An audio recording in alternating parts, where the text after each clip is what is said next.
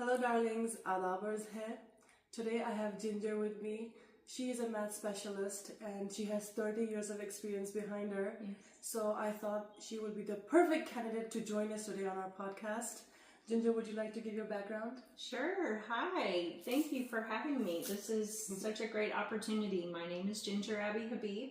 I am an educational specialist. I'm a retired educator, as you said, with 30 years of experience, from a classroom teacher to an instructional coach, an instructional coordinator, and I was also an assistant principal when I retired. So, and I retired after 30 years.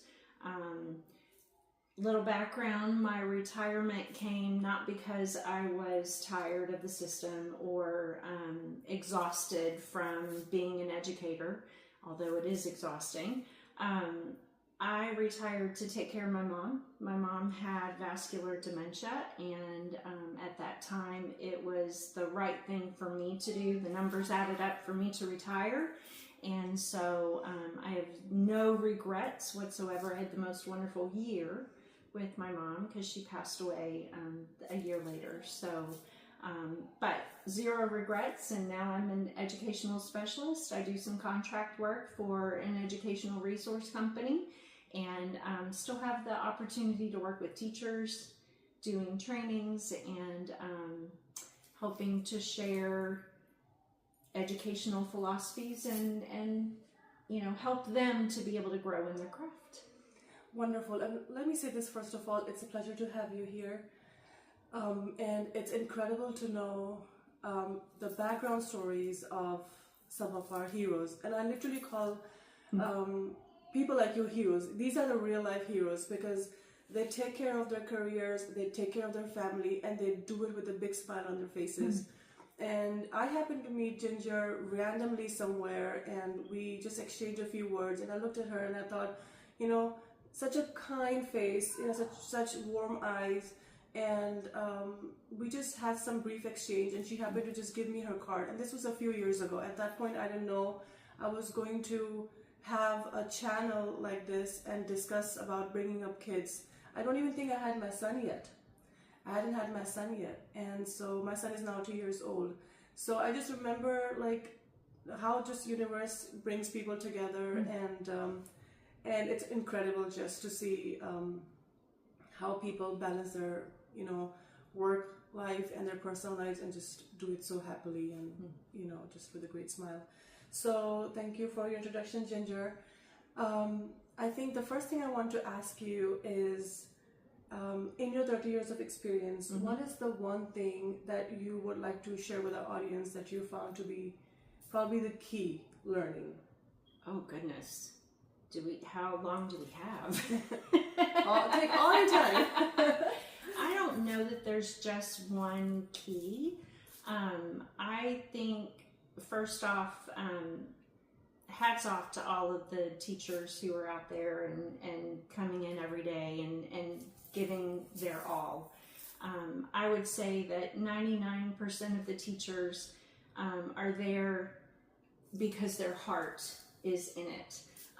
So hats off to all of the educators who are there because they want to do the right thing for kids. With that being said, I would say, for one thing, when your child comes home and complains about or, is in distraught because of something that happened during the day, absolutely listen, absolutely ask questions. But instead of approaching the teacher with, what did you do to make my child mad? What did you do to cause this?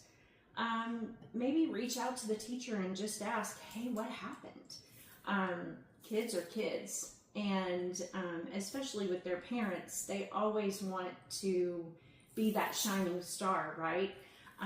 But kids mess up. Kids make mistakes.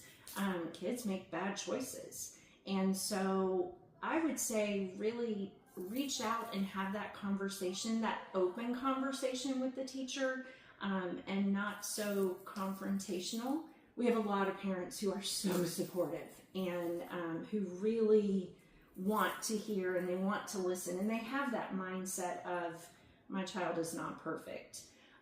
But we have a lot too who reach out and say, oh, my child would never do that at home. Well, you know, home is different from school.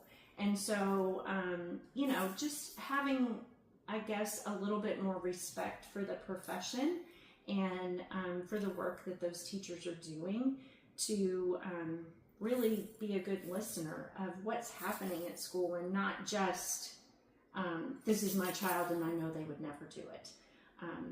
It's amazing what happens when you show a video of something that has happened, and then they're taken aback. So if, in my role as an assistant principal, of course, I, you know, encountered that quite a bit, but really just being willing to listen and to have that conversation.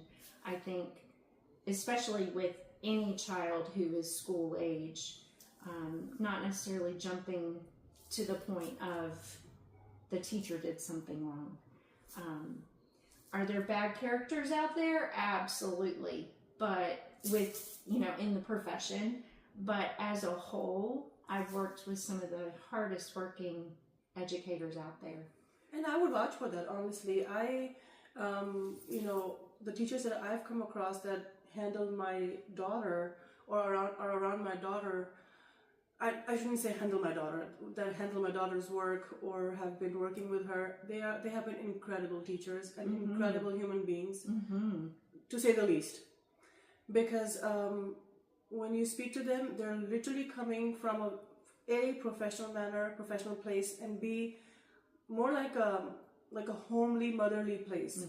They're not like those strict, you know, like people who are saying, this is how it's gonna go. They're very like in the flow of just helping your child learn. Sure. So I've always been very appreciative of that, and I think it's great that you shared your side of the story as well as a teacher and as the assistant principal from the side of the school. So it's good. I'm sure it's good for the audience to also understand that how these professionals are trying their best as well. So I'm so glad you shared that with me.